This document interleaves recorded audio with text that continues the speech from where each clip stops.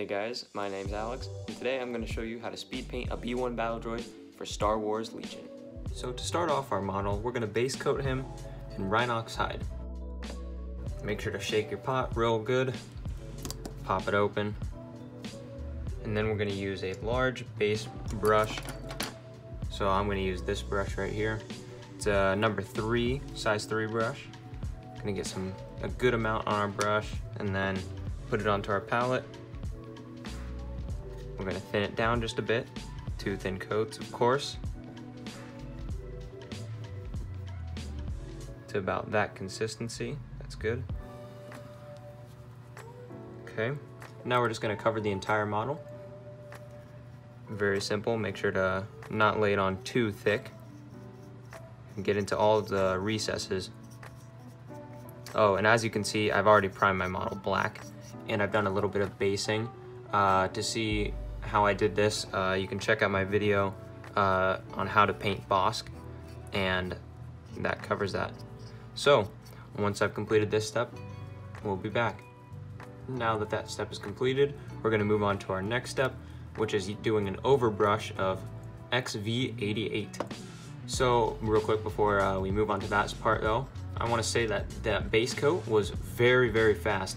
It really only needed like 1 coat in most areas, because especially if it's over black, because Rhinox hide is such a dark color that it covers very well.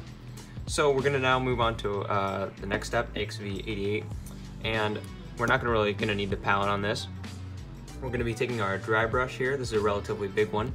We're gonna dip it into the pot, and as you can see, I got a lot of paint on here, which is all right, because we're gonna work it into the most of the bristles. Because on a traditional dry brush, you just want it on the tip, but with this, we want it around most of the the top part of the brush.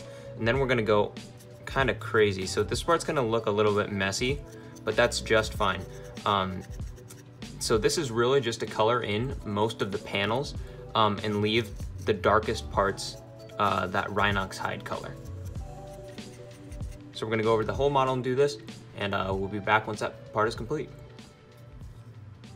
Once that stage is complete, we'll move on to our next part, and that's going to be a heavy dry brush of Xandru dust. This again is going to be a very quick step, just as the last one was off camera. That maybe took me like 30 or 45 seconds to a minute. It was very fast. So after or as we move on to this next part, we don't want to wash our brush because we want to keep it dry, because that's why it's called dry brushing. And also, some of that pigment is still in the brush, and we want to keep it in there to create a smooth transition, because it will mix this new pigment in with the old one. So with this one, we're going to go a little bit lighter than what we did, but still going pretty aggressive. We're maybe going to avoid the spots that we hit last time, like the inside of here. Maybe just hit it really lightly. And yeah. So just continue that all around the model, even on the gun as well. Even though the gun will be black later, you'll see we'll cover that up later.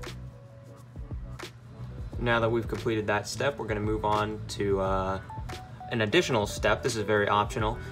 So this guy is a droid commander. So I'm gonna add some Avalanche Sunset onto his chest. I'm gonna do a little circle and the little head stuff that he has. And I think he has some stuff on his shoulders and knees as well.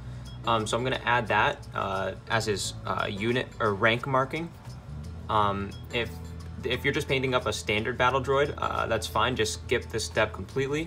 But once you have finished this, or once I finish this, I'll be back with the next step. Now with that step complete, you very well could call this battle droid complete. He's looking pretty weathered and battle damaged, which is what we're going for. But we're just going to take a step further. So our next step, we're gonna do another dry brush of Screaming Skull. This is a near white dry brush because we're going to use contrast paint after this to help we're gonna have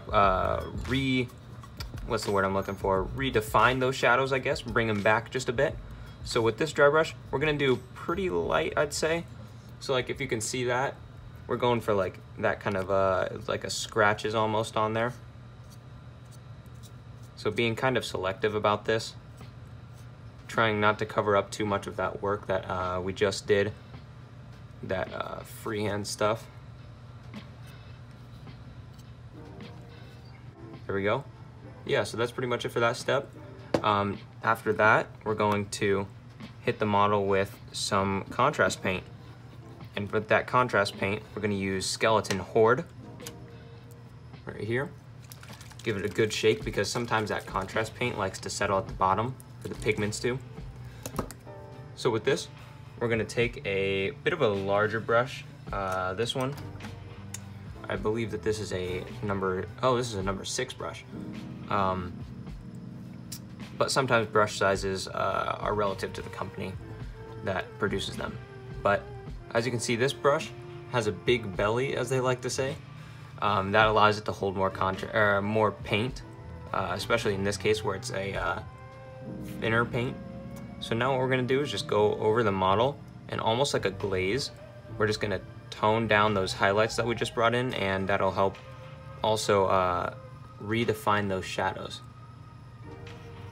So we're gonna go all over the model, and as you can see, it's already bringing out those highlights a little more, redefining them. And it's tinting the model just a bit too. So we're gonna go around the whole model and do that, and we'll be back once that step is complete.